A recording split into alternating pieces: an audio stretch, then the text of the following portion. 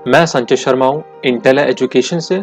और इस वीडियो में हम जानेंगे कि गेम डेवलपमेंट क्या होता है, कैसे आखिरकार गेम बनाए जाते हैं, किस तरीके से गेम बनता है, उसकी शुरुआत से लेके अंत तक क्या क्या प्रोसेस इन्वॉल्व रहते हैं, कि गेम इंडस्ट्री है क्या, कितने पैसों में गेम बनते हैं और गेम के बारे में सब कुछ। अगर आप गेम इंडस्ट्री में जाना चाहते हैं तो आपको क्या क्या चीज़ें लगेंगी और कैसे कैसे करते हैं, ये सब कुछ हम जानेंगे।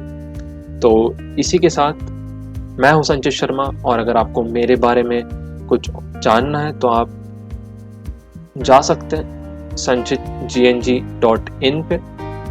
ये मेरा पोर्टफोलियो है। मैं पिछले 2.5 साल से गेम डेवलपमेंट में हूँ और मैं काफ़ी तरह के AR, VR और गेम डेवलपमेंट के प्रोजेक्ट्स करे हैं। अगर आप मुझसे कनेक्ट करना चाहते हैं, मेरे बारे में जानना चाहते हैं या मेरे प्रोजेक्ट्स को देखना चाहते हैं तो आप sanchitgng.in पे जा सकते हैं। तो चलिए इसी के साथ चालू करते हैं गेम डेवलपमेंट के बारे में जानने का।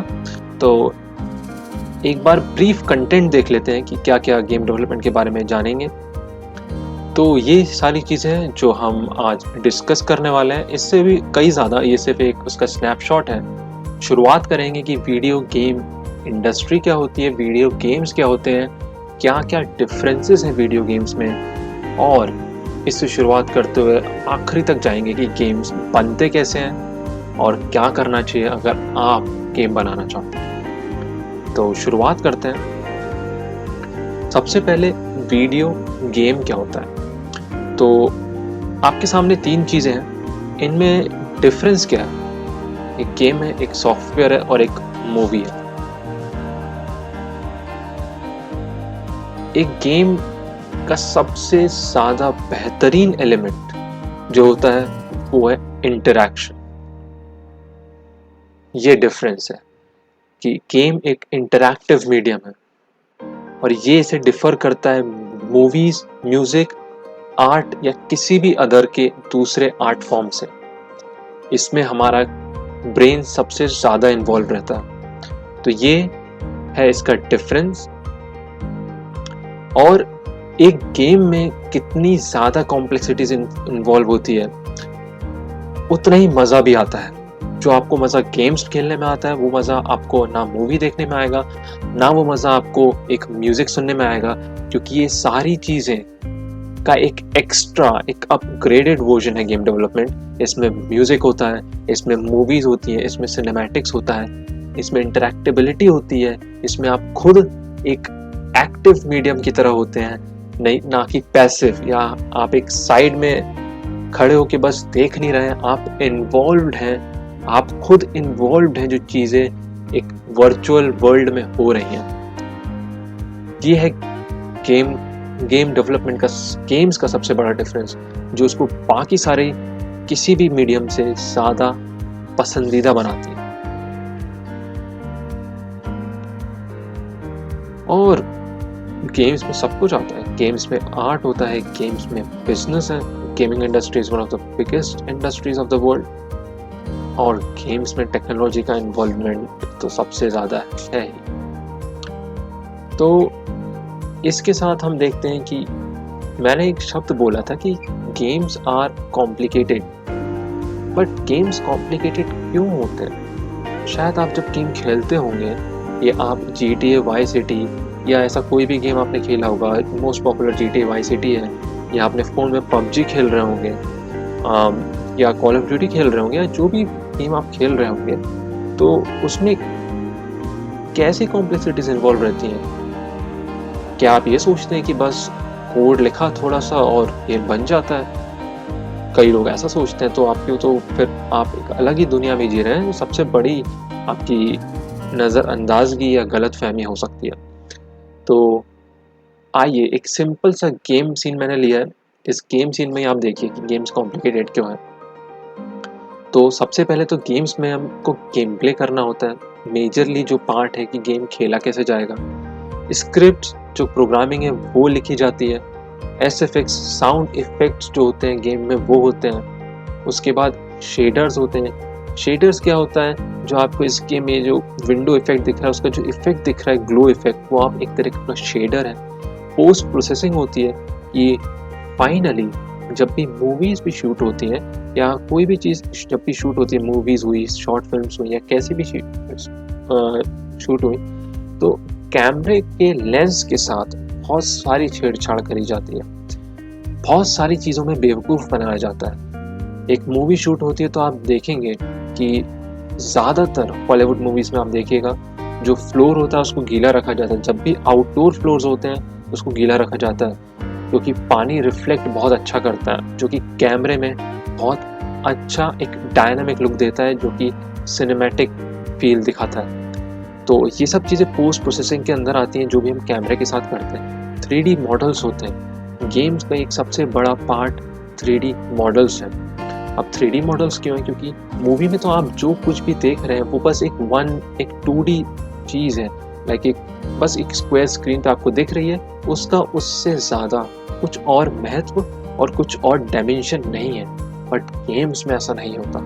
गेम्स में इस स्क्रीन के अंदर एक अलग ही दुनिया बनाई गई है, जिसको आप एक्सप्लोर करते हैं, जिसको आप ढूंढते हैं, जिसमें आप जो करना चाहें, जो कि वो गेम अलाउ कर सकता है, जो कि बहुत ही वास्ट रहता है, जो कि एक मूवी या किसी भी दूसरे मीडियम से बहुत ज़्यादा रहता है, आप कर सकते हैं। वो एक 3D वर्ल्ड रहता है। तो इस 3D वर्ल्ड को कोई पिक्चर से नहीं बनाया जा सकता, इनके लिए 3D मॉडल्स बनाए जाते हैं, जिनसे काम होता है।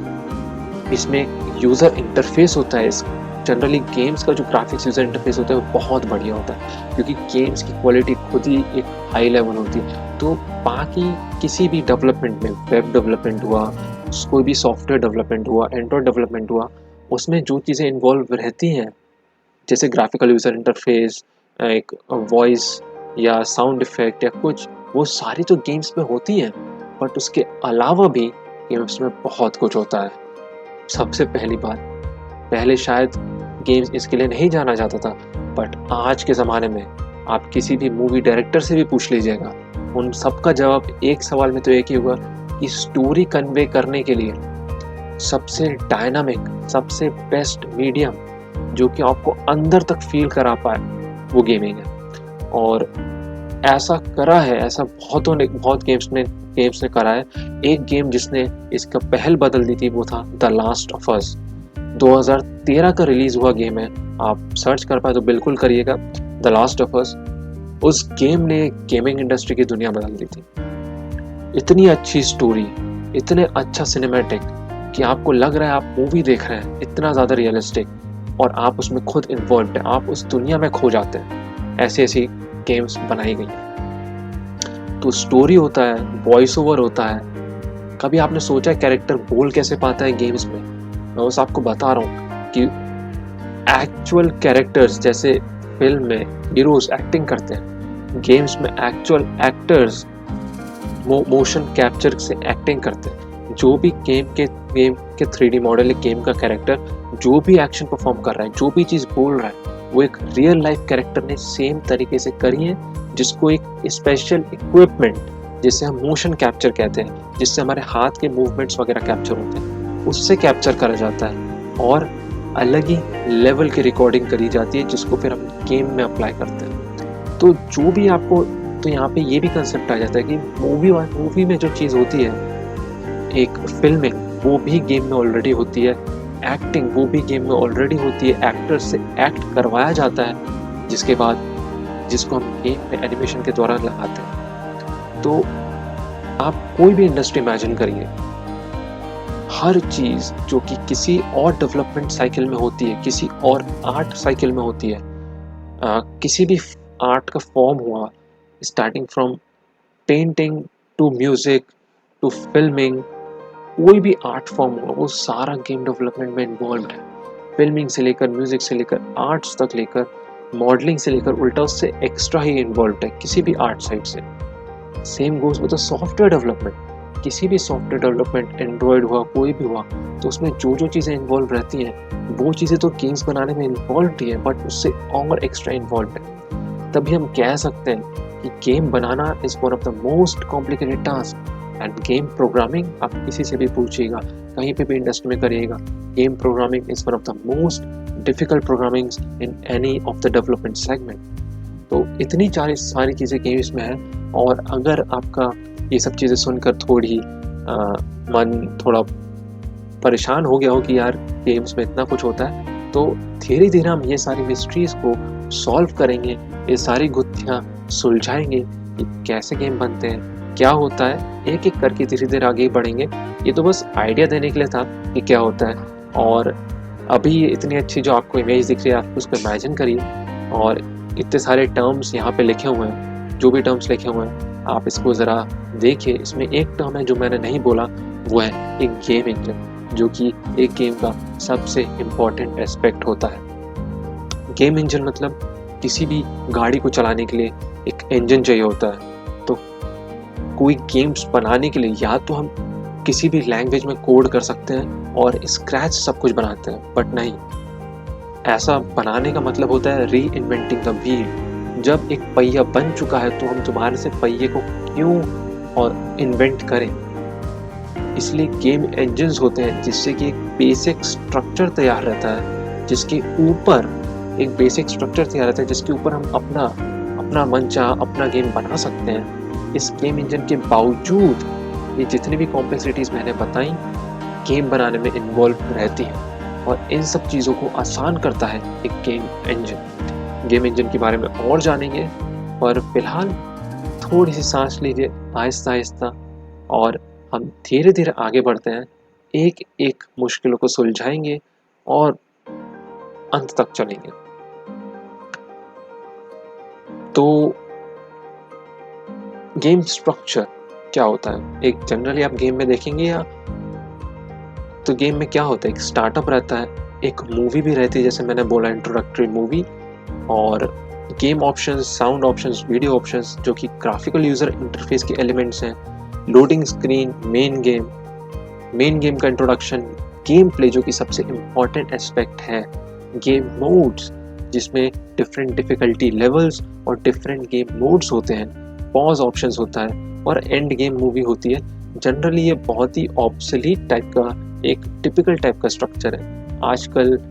आजकल हम जितने भी गेम्स को देखते हैं तो पूरे ग्राफिकल एडवांसमेंट इतना ज़्यादा हो गया है कि पूरा गेम ही किसी मूवी से कम नहीं है, और पूरे गेम में ही एक स्टोरी कन्वे हो रही होती है, और हमेशा हम एक ना एक प्रोटैगनिस्ट, एक ना एक कैरेक्टर को रिप्रेजेंट कर रहे होते हैं। तो ये बहुत ही एक सिंपलिस्टिक गेम का ओवरव्यू है जो आपको अभी दिखाया जा रहा है।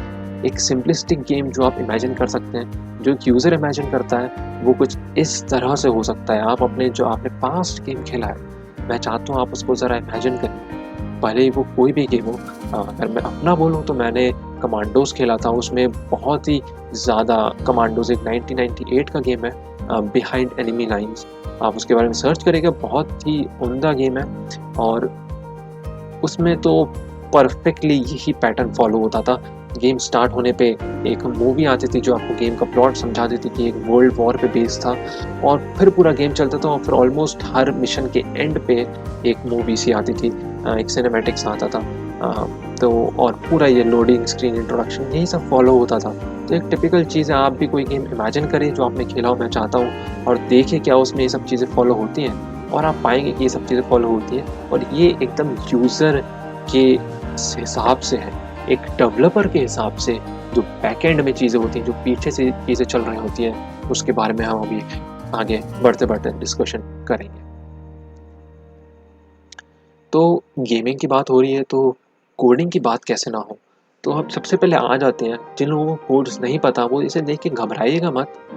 ये एक नॉर्मल सा कोड स्ट्रक्चर है, और अगर आपको कोड नहीं पता है, कोई भी कोडिंग लैंग्वेज नहीं पता है, तो मत घबराइए। और अगर पता है तो अच्छी बात है, आप समझ पा रहे होंगे कि एक छोटा सा बस एक मेन फंक्शन है, और ये क्या कर रहा है, इसके अंदर बस 3 फंक्शन है। अगर आपको कोडिंग नहीं पता तो बस आप इन 3 शब्दों पे गौर करिए। ये 3 शब्द, तो ये 3 शब्द हैं, प्रोसेस, अपडेट और रेंडर। यही हमारे लिए इम्पोर्टेंट है, और हमारा पूरा चीज़ इन्हीं 3 शब्दों पे आगे टिकी रहेगी।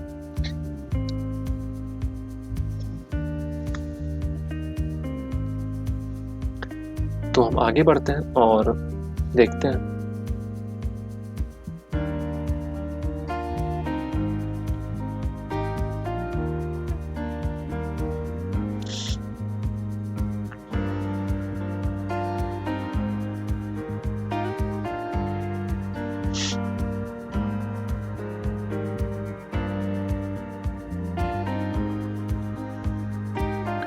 तो एक कोड के पीछे एक्चुअली हो क्या रहा है, तो जब तक वो लूप ट्रू है, जब तक हमारा कोड चल रहा है, तब तक हमारा एक प्रोसेस कंट्रोलर हो रहा है। मतलब हम कीबोर्ड से कोई भी बटन को प्रेस करते हैं तो क्या होता है, मैं इस चीज़ से आपको ये समझाना चाहता हूँ कि हार्डवेयर कॉम्प्लेक्सिटीज़ क्या-क्या इन्वॉल्व है, एक गेम को खेलने में क्या-क्या चीज़ें इन्वॉल्व होती हैं और उसके पीछे क्या काम चल रहा होता है जब आप गेम को मज़े से खेल रहे होते हैं। तो सबसे पहले जैसे ही आप कीबोर्ड में प्रेस करते हैं तो वो प्लेयर का इनपुट लेता है, आपने कोई स्पेस बार हिट कराया, कुछ चीज़ हिट करी, बैकएंड में जाके गेम उस चेंजेस का रिएक्ट करता है और गेम की स्टेट को अपडेट करता है। अब ये काम तो प्रोसेसर लेवल पे होता है, मतलब मैंने यहाँ पे कीबोर्ड पे बटन दबाया, वो कीबोर्ड पे बटन दबाया और हो सकता है ये चीज़ आपको समझ में ना आए अगर आप थोड़े कोडिंग बैकग्राउंड से नहीं हैं, तो उसकी चिंता करने की बात नहीं है, आगे आपको चीज़ें क्लियर होती जाएंगी। फिलहाल मैं कह रहा हूँ कि अगर जैसे ही थोड़े कोडर और थोड़े कोडिंग लेवल से मैं समझाना चाह रहा हूँ, जैसे ही कोई बटन प्रेस होता है तो कीबोर्ड इनपुट लेता है, वो कीबोर्ड इनपुट लेके सीपीयू को देता है और जब सीपीयू के पास इनपुट जाता है, सीपीयू हमारा प्रोसेसर, हमारे जब प्रोसेसर के पास इनपुट जाते हैं तो वो कैलकुलेट करता है हमारे इनपुट के हिसाब से कि गेम में क्या चेंजेस होने चाहिए। पहले वो चेंजेस कैलकुलेट होते हैं, पहले तो प्रोसेस कंट्रोल इनपुट के अंदर तो अपन ने इनपुट दे दिया, फिर अपडेट एंटिटीज़ के अंदर हमारा प्रोसेसर कैलकुलेट करता है कि क्या क्या चीज़ें चेंज होनी चाहिए।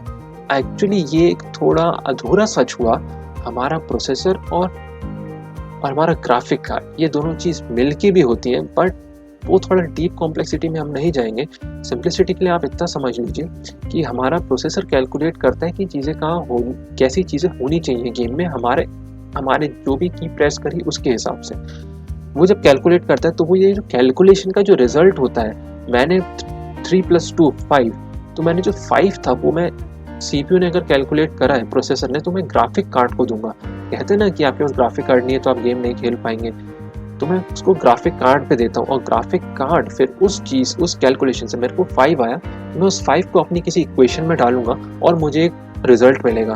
तो ग्राफिक कार्ड उस कैलकुलेशन को इस्तेमाल करके आपको स्क्रीन पे जो कुछ भी दिखता है वो ड्रॉ करता है।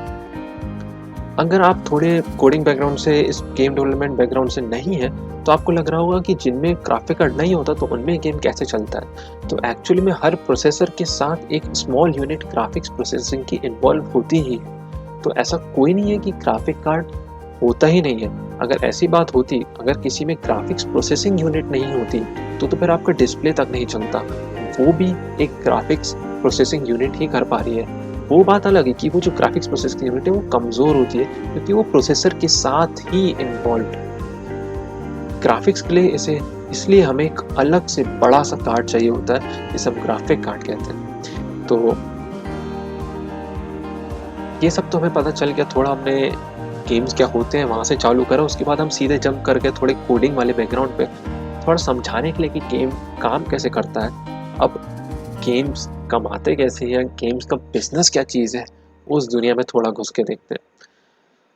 तो पहले गेम्स को कंपेयर करते हैं मूवी से, जो आपके मन में आता होगा। अगर आप सोचते गेम पैसा कैसे कमाते तो ये आपके सामने है। फर्स्ट वीक रेवेन्यू 500 मिलियन रहा है ग्रैंड थेफ्ट ऑटो 4 का, GTA 4 का बहुत पसंदीदा गेम है लोगों का। और जो सबसे ज़्यादा पैसा कमाने वाली इस समय की मूवी थी, जिस समय का ये स्टैटिस्टिक्स है, वो थी द डार्क नाइट और उसका सिर्फ 239 मिलियन था। इस स्टैटिस्टिक्स में अगर अपडेट करूं तो मैं आपको गेम का बजट भी बताता हूँ। GTA 4 के बाद आया था GTA 5 और उसको बनाने में लगे थे 1700 करोड़ रुपए। 1700 करोड़ रुपए। एक मूवी को बनाने में 100-200 करोड़ लग जाते हैं, एक महंगी मूवी को बनाने में। जो सबसे महंगी मूवी इंडिया की बनी होगी बाहुबली, वो शायद 400 करोड़ के आसपास की है। और यहाँ मैं एक गेम की बात कर रहा हूँ, एक सिंपल सा गेम, वो बनता है 1700 करोड़ रुपए।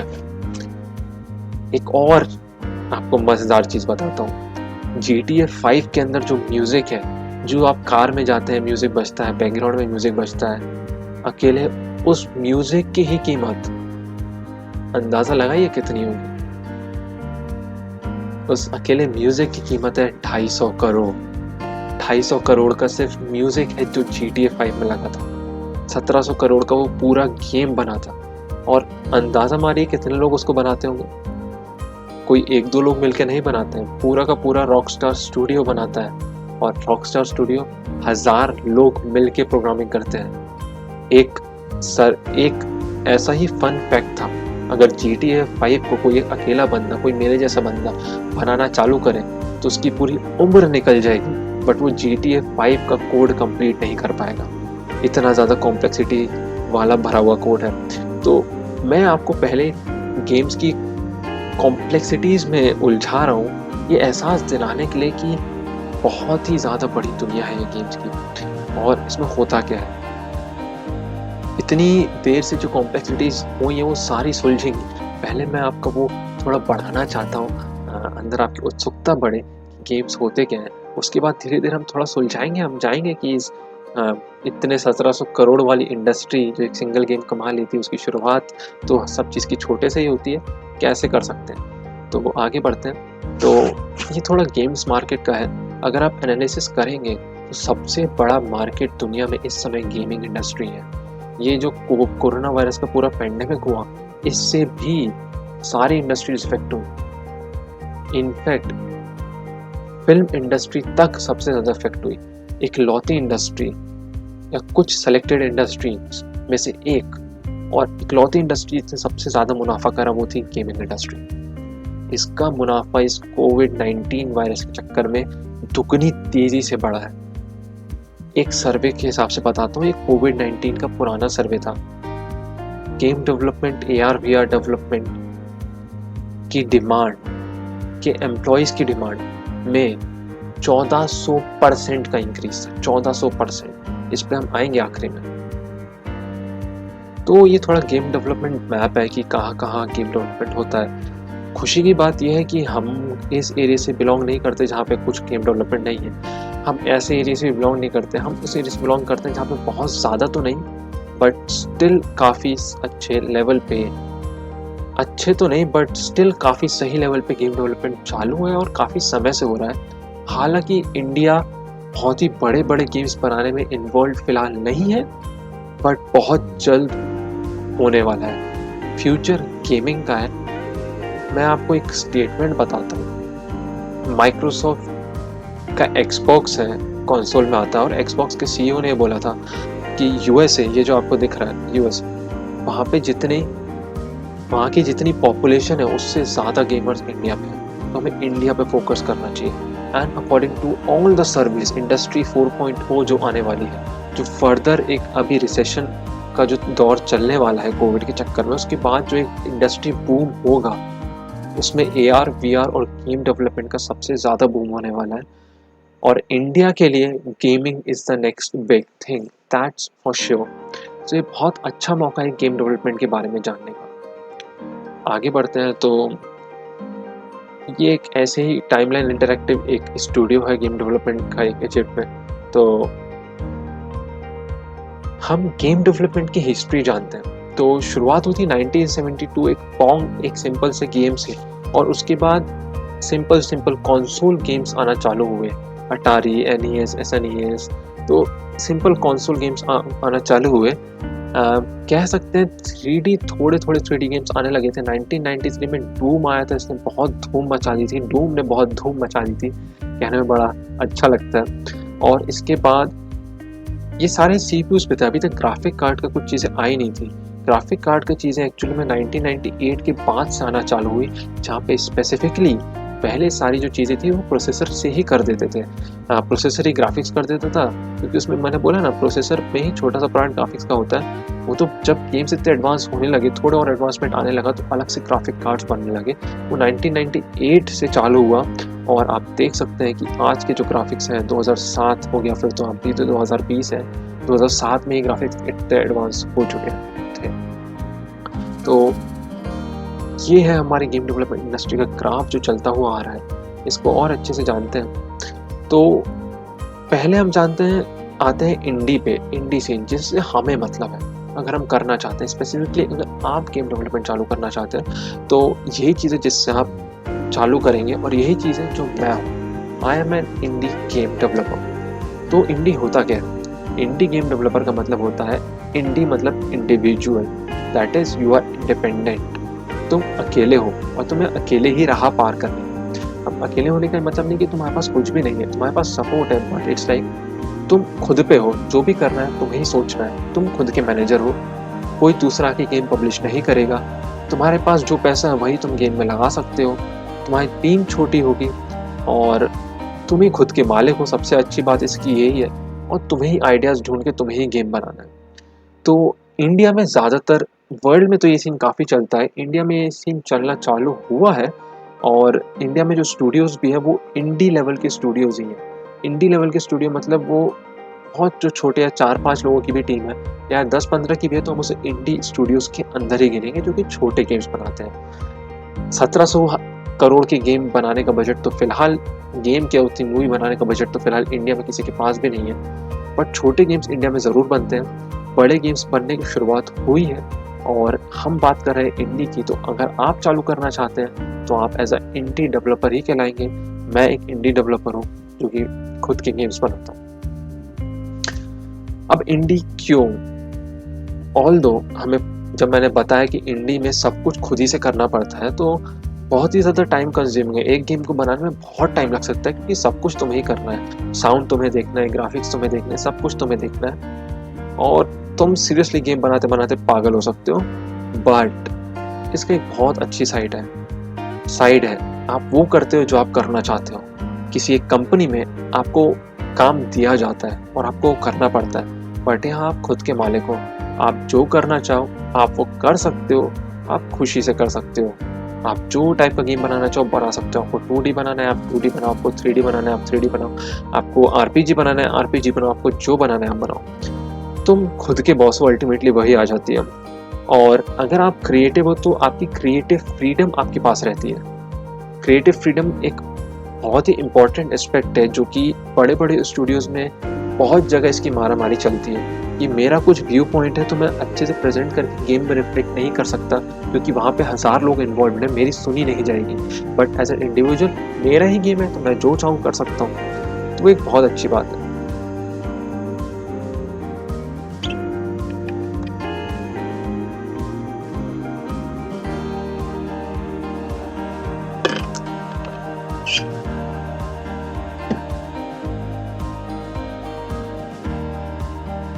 जैसे मैंने बताया तो गेम डेवलपमेंट के प्रोसेस को हम धीरे धीरे अनलॉक करते हैं, तो ये पूरी चीज़ सॉफ्टवेयर डेवलपमेंट के अंदर ही आती है। गेम प्ले, आर्ट और ऑडियो, इससे भी कई सारी चीज़ें, बट ये बहुत ही सिंपलिस्टिक रिप्रेजेंटेशन है। इससे हम चाहते हैं तो प्रोसेसेस क्या होते हैं, एक होता है प्री प्रोडक्शन, एक होता है प्रोडक्शन और एक होता है पोस्ट प्रोडक्शन। अब प्री प्रोडक्शन मतलब मैंने कोई आइडिया सोचा है गेम बनाने का, तो पहले मैं अपने आइडिया को लोगों को बताऊंगा। अगर मैं किसी कंपनी में काम कर रहा हूँ और मैं आइडिया प्रेजेंट कर सकता हूँ, या मैंने कोई आइडिया सोचा तो मैं पहले उस पर ड्राइंग करूँगा या मैं कुछ करूँगा, उसको एक प्रेजेंट फॉर्म में बनाऊँगा कि मैं उसको प्रेजेंट कर पाऊँ। ठीक है, उसका मैं फिर, जिसे हम कहते हैं पिचिंग, फिर आता है GDD, यह है ग्रुप डिस्कशन। अगर मेरी कोई टीम है या मैं किसी स्टूडियो में इन्वॉल्व हूँ तो वहाँ पे डिस्कशंस होते हैं उस आइडिया पे कि वो आइडिया कितना वैलिड है और क्या उस पर हम आगे काम कर सकते हैं। अगर वो ग्रुप डिस्कशन से पास होता है तो प्रोजेक्ट प्लान में बनता है और प्लान के बाद एक प्रोटोटाइप बनता है, मतलब एक डेमो गेम, जो कि प्रूफ ऑफ कंसेप्ट होता है कि जो हमने सोचा या जो मैंने सोचा वो सच में करने लायक है और वो करा जा सकता है। जब प्रोटोटाइप हो जाता है तो उसके बाद कंफर्म होता है कि यस अब हम इस गेम बनाएंगे। प्रोडक्शन वाली स्टेज आती है तो गेम का पूरा डिज़ाइन, प्रोग्रामिंग, आर्ट, ऑडियो और फिर फाइनली टेस्टिंग करी जाती है। इनमें से कोई भी एक स्ट्रीम ऐसी नहीं है कि बहुत ही छोटी हो या बहुत ही बड़ी हो, एक टेस्टिंग भी बहुत बड़ा गेम डेवलपमेंट का पार्ट है। अब गेम टेस्टिंग करने के बाद पोस्ट प्रोडक्शन, मैं रिलीज तो गेम कर दिया, प्री प्रोडक्शन और प्रोडक्शन के बाद गेम रिलीज हो जाता है। टेस्टिंग के बाद, टेस्टिंग फेज के बाद गेम को रिलीज होना है। बट रिलीज होने के बाद क्या, अगर आप ये सोच रहे होंगे तो बहुत कुछ करना पड़ता है, जो क्या आता है पोस्ट प्रोडक्शन में, जिसमें हमें मेंटेनेंस करने पड़ते हैं। आप PUBG खेलते हैं, आप कोई भी गेम खेलते हैं, रेगुलर अपडेट्स आते रहते हैं। कोई ग्लिच है, कुछ है, उसको सुधारना पड़ता है, क्योंकि असली फीडबैक तभी आता है जब वो गेम यूज़र के पास जाता है। यूज़र उसे खेलेगा, डिफरेंट तरह के लोग खेलेंगे, अलग अलग तरीके से खेलेंगे, अलग अलग चीज़ें सामने आएंगी। हमें फिर कस्टमर सर्विस देनी पड़ती है और हमें पैचेस एंड अपडेट्स देने पड़ते हैं। तो ये चीज़ें होती हैं और ये एक्चुअली मेन माइलस्टोन्स होते हैं कि अल्फ़ा प्रोटोकॉल मतलब होता है अल्फ़ा बीटा में चीज़ें चलती हैं, और गोल्ड मास्टर का तो आप कह सकते हैं प्रोडक्ट तैयार है। तो ये एक इंडस्ट्री टर्म है, इसको मैं समझाना चाहता हूँ। अल्फ़ा का मतलब आपका जो आपने यहाँ पे प्रूफ ऑफ कंसेप्ट देखा, ये एक अल्फ़ा स्टेज में आता है। मतलब अभी बस प्रोडक्शन स्टार्ट ही हुआ है और बहुत ही कच्चे फॉर्म में है हम जो भी बना रहे हैं। बीटा में आता है कि बीटा एक प्रोडक्शन स्टेज पे हो जाएगा। जब क्यूए टेस्टिंग पे गया तो वो एक बीटा, जब भी कोई चीज़ टेस्टिंग पे जाती है तो वो बीटा फेज में जाती है, इस बीटा वर्जन। तो अल्फा के बाद हम बीटा पे आते हैं, जो प्री प्रोडक्शन की लास्ट स्टेज है। This is alpha. प्रोडक्शन की लास्ट स्टेज है testing, that is beta. And last stage के बाद ऐसा नहीं कि पोस्ट प्रोडक्शन की जो लास्ट स्टेज है that is the gold master, but हाँ, टेस्टिंग के बाद जब हम गेम को हमें संतुष्टि मिल जाती है कि ये गेम बन चुका है अच्छी तरीके से, तो वो चीज़ मास्टर में होती है। ऑफ कोर्स उसमें कोई ग्लिचेस वगैरह ना हो तो उसे हम गोल्ड मास्टर कह देते हैं। इसके बाद गेम की कई सारी कैटेगरीज होती हैं, कैजुअल गेम्स, हार्डकोर गेम्स और सीरियस गेम्स। कैजुअल गेम्स जैसे कैंडी क्रश, सागा, आप फ़ोन में जो चलते फिरते एक हाथ से जो भी आप गेम खेल सकते हैं वो होते हैं। Serious games in the sense in the form of RPG. मैंने जो कमांडोज बोला that was a serious game. Clash of clans that comes between, वो कैजुअल और सीरियस के बीच में आता है। बट जो भी जहाँ पे आपको प्लानिंग करनी पड़ती है, जहाँ पे आपका बहुत ही लार्ज पोर्शन ऑफ अटेंशन चाहिए होता है, और वो सीरियस गेम्स में आता है। And hardcore games is a combination of serious game also, because almost every hardcore game is a serious game. जो एक प्रॉपर 3D गेम जो आप खेलते हैं, जैसे कॉल ऑफ ड्यूटी हुआ या जो भी गेम हुआ, वो सब हार्डकोर गेम्स में आता है। और जो हार्डकोर गेम्स खेलता है उसी को हम कहते हैं एज अ हार्डकोर गेमर। तो पहले हम आते हैं गेम डिज़ाइन में। तो गेम डिज़ाइन क्या होता है? मैंने कोई चीज़ सोची तो मैं उसे लिखूँगा, उसे पहले बनाऊँगा कि मैं बनाना क्या चाहता हूँ। मैं जो भी सोच रहा हूँ मैं उसे जो बना पाऊँ, दैट इज़ गेम डिज़ाइन। उसे ही हम गेम डिज़ाइन कहते हैं। तो जनरली गेम डिज़ाइन में हम कंटेंट और rules of the game, rule सबसे पहले लिखा जाता है, क्योंकि नहीं तो हम भटक जाएंगे। हम कुछ बनाएंगे, हम कहेंगे कहीं निकलते जाएंगे। तो रूल्स, और बनाने के टाइम पे नहीं, पूरे प्रोडक्शन में उन रूल्स का ध्यान रखा जाता है कि मैं जो गेम बना रहा हूँ उसका मकसद ये है। उस मकसद को ध्यान में रख के पूरा प्रोडक्शन लाइन चलती है। और ये एक बहुत ही क्रिटिकल और काफ़ी एक्सपीरियंस वाला पार्ट है। इसमें जनरली फ्रेशर्स को और न्यूबीज़ को नहीं लिया जाता, क्योंकि गेम डिज़ाइन पे ही पूरा गेम डेवलपमेंट प्रोसेस टिका होता है। तो दिस इज़ एन एलीट, एक काफ़ी अच्छा पद है गेम डेवलपमेंट में, गेम डिज़ाइनिंग। इसके बाद हम आते हैं कि कौन कौन से तरह के गेम जॉनर्स होते हैं। तो game play, story and even the perspective. So FPS और आरपीजी, जो मैंने बोला, एफपीएस का मतलब फर्स्ट पर्सन शूटर, आरपीजी का मतलब है role playing games. First person shooter means ऐसे जैसे आप अपनी आंखों से देखते हैं तो आपको जैसा दिखता है गेमों में वैसा ही दिखे। तो call of duty is an FPS game. RPG आप कह सकते हैं कि रोल प्लेइंग गेम, जिसमें आप कोई रोल प्ले कर रहे हैं। जो जीटीए सीरीज है that is an action RPG series.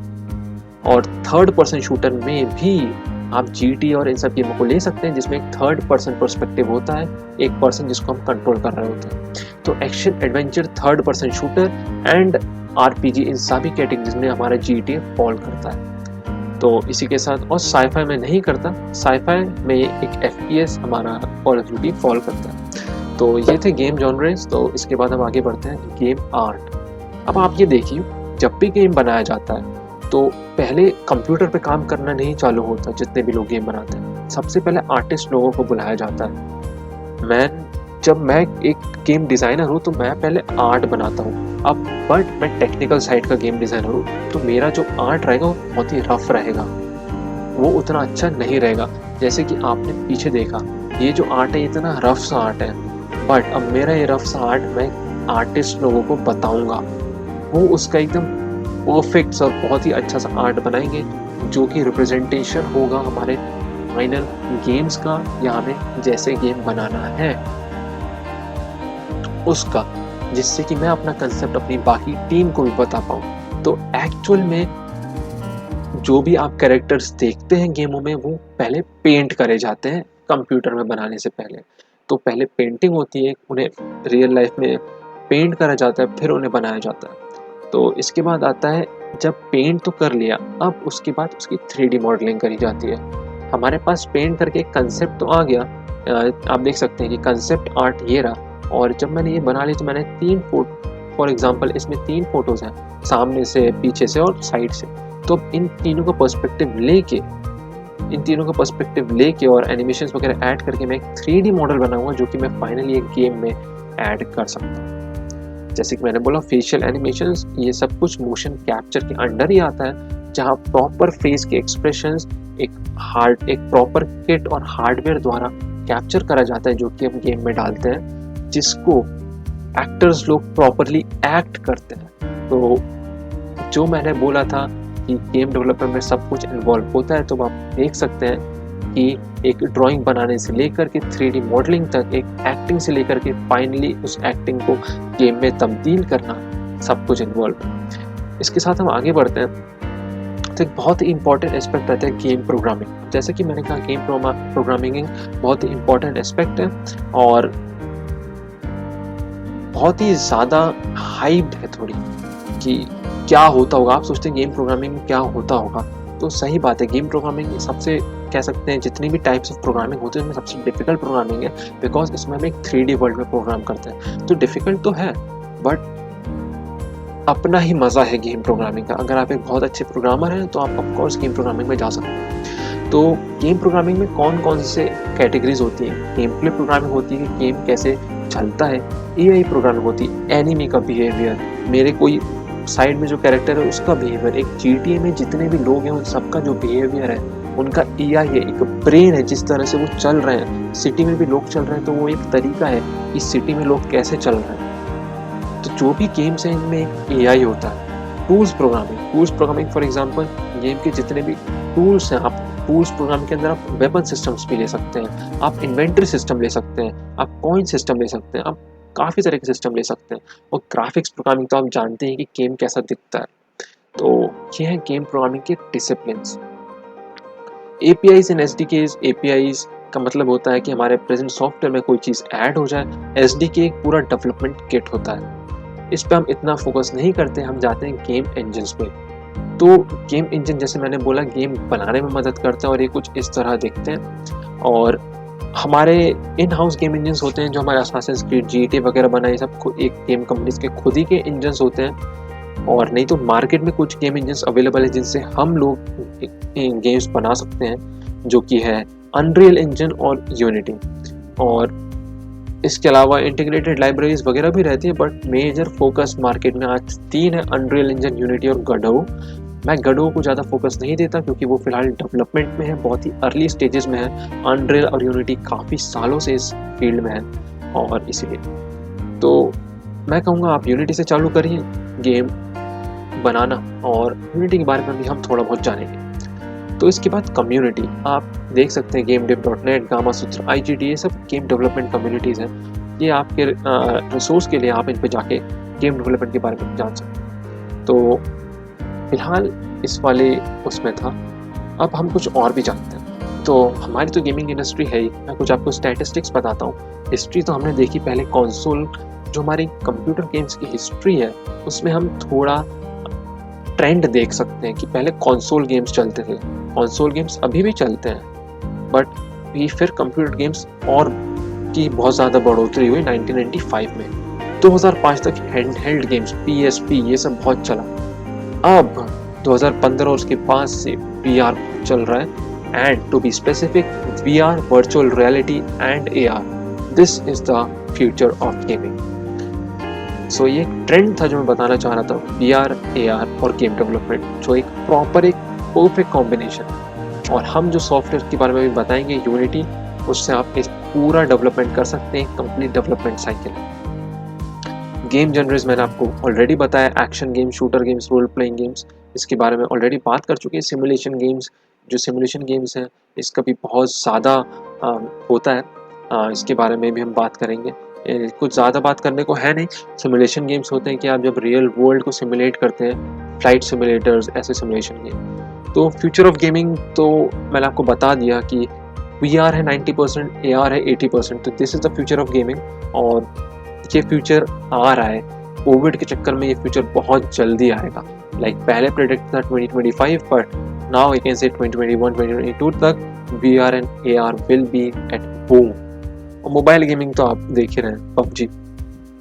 तो इतने तरह की गेमिंग कंसोल्स हैं जो हमारे पास हैं, और platforms to be specific, PlayStation से लेके एक्सबॉक्स तक, निंटेंडो, वाई, ये सब प्लेटफॉर्म्स हैं। तो बहुत सारे प्लेटफॉर्म्स हैं जिसमें हम अपने गेम पब्लिश कर सकते हैं। और थोड़ी इंडस्ट्री की बात कर लेते हैं, तो ये अच्छी बात है कि दुनिया की कुछ चुनिंदा टॉप 5 या टॉप 7-8 में इंडिया आता है जहाँ पे गेम डेवलपमेंट करा जाता है। हालांकि बहुत कम करा जाता है, बट स्टिल करा जाता है। सबसे ज़्यादा कोरिया, ताइवान और चाइना में होता है 32%, फिर अमेरिका में होता है। अगर आप सोच रहे थे अमेरिका में होता है, तो ऐसा नहीं है। सबसे ज़्यादा कोरिया और चाइना और इन सब में होता है। PUBG भी एक साउथ कोरिया का गेम है। तो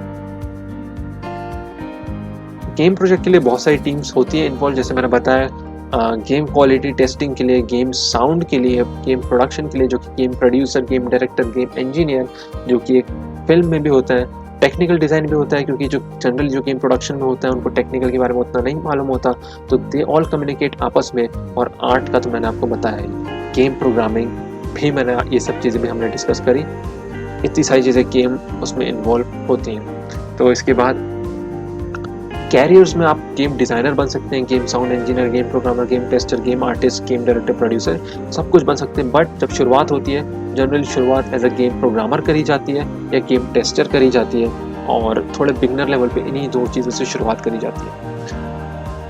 और इतनी सारी टेक्निकल चीज़ें इन्वॉल्व रहती हैं एक गेम में, जिसकी बात अभी भी करी, different stages of game development.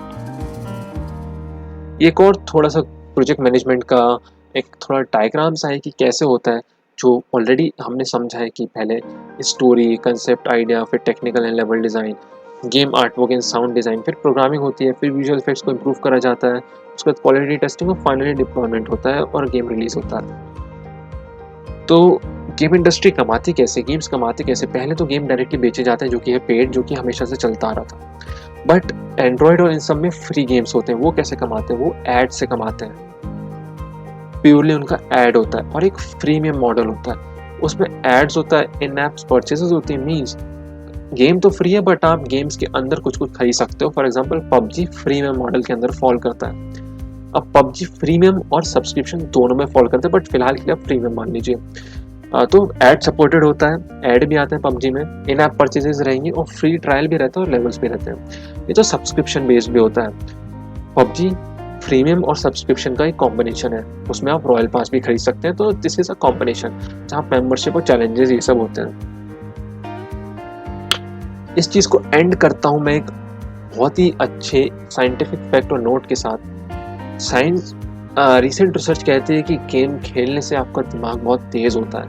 अगर आप ये सोचते थे कि गेम खेलने से सिर्फ टाइम बर्बाद होता है, तो ऐसा नहीं है। एक नॉर्मल जो FPS गेम खेलता है, शूटिंग गेम्स खेलता है, उसका आई का कॉन्सेंट्रेशन लेवल पिक करने का किसी चीज़ को ज़्यादा पाया गया है एक नॉर्मल व्यक्ति से। और जब भी आप गेम खेलते हैं तो उसमें गेम ब्रेन की इतनी सारी चीज़ें इन्वॉल्व रहती हैं। एक लैंग्वेज आप सीखते हैं, आप फैक्ट्स जान रहे होते हैं, कोई हिस्ट्री बेस्ड गेम है, आपकी क्रिएटिविटी बढ़ती है। आर्ट तो गेम में होता ही है, आप अपनी डायरेक्ट फीलिंग्स इन्वॉल्व रहती हैं एंड एनालिसिस जो आपका दिमाग करता है। तो एक गेम में बहुत चीज़ें इन्वॉल्व रहती हैं, दिमाग का डेवलपमेंट होता है। ऑफकोर्स किसी भी चीज़ का लिमिट होती है, अगर आप उस लिमिट में रहें तो फ़ायदा करेगी।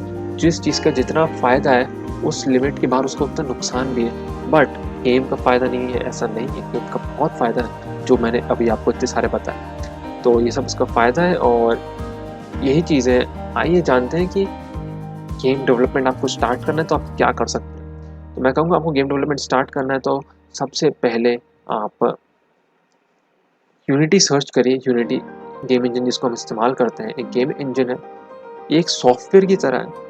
आप देख सकते हैं एक गेम्स बनाने से लेके अलग अलग जगह, तरंगी जगह इस्तेमाल होता है। इसको आप सीधे से गेट स्टार्टेड पे क्लिक कर सकते हैं और इसके बाद आप इसको डाउनलोड कर सकते हैं। ये फ्री है। आप एज अ इंडिविजुअल लेवल पे जाइए और यहाँ पे स्टूडेंट है तो आप स्टूडेंट कर लीजिए, नहीं तो आप पर्सनल खरीद सकते हैं। आप पर्सनल पे गेट स्टार्टेड कर सकते हैं और आप ये स्टार्ट करते से आपका यूनिटी डाउनलोड हो जाएगा। यूनिटी की ही साइट पे कुछ कुछ सीरीजेज हैं फर्स्ट टाइम यूजर्स के लिए, तो आप यहाँ पे आइए और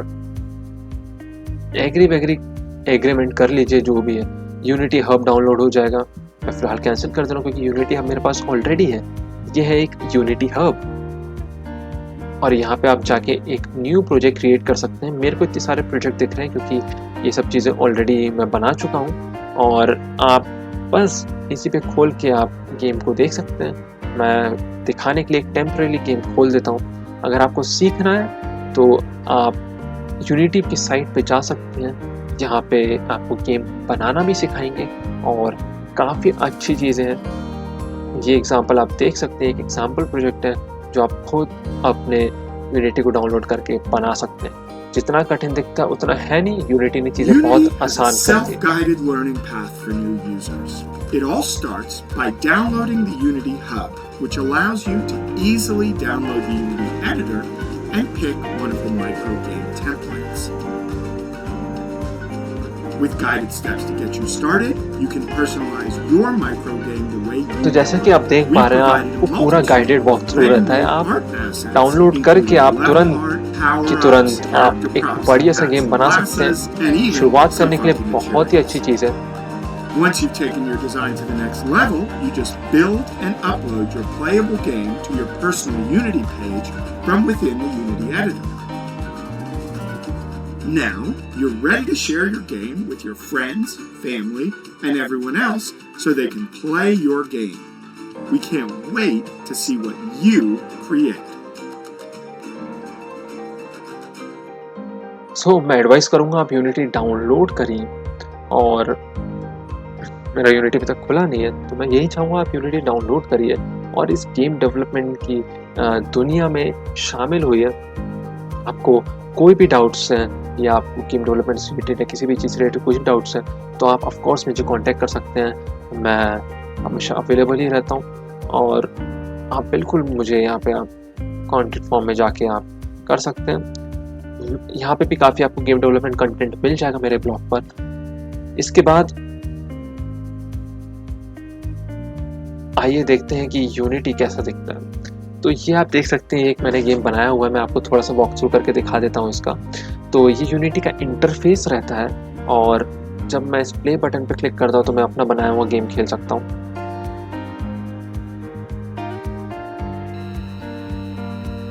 तो ये छोटी स्क्रीन में मेरा गेम चल रहा है, आप देख सकते हैं मैं ड्रोन को उड़ा रहा हूँ। ये गेम मेरे पास ही है, आपको कहीं और नहीं मिलेगा क्योंकि ये गेम कभी रिलीज़ नहीं हुआ है। फिलहाल ये डेवलपमेंट में, तो ये अच्छा एक स्नीक पीक रहा है आपके लिए। तो बस ये ड्रोन्स आए और ये एक टेस्टिंग लेवल है, इसलिए आपको थोड़ा सा प्लेन दिख रहा है। टेस्टिंग हमेशा एक प्लेन लेवल और एक सिंपलिस्टिक एनवायरनमेंट पे करी जाती है, फिर ऑफ कोर्स उस चीज़ को आगे बढ़ाया जाता है। तो यही था मेरी तरफ से गेम डेवलपमेंट के बारे में सब कुछ। आशा करता हूँ आपको पसंद आया हो और मेरी तरफ से गेम डेवलपमेंट के इस पूरे सिनेरियो को समझाने तक का सफ़र इतना ही था।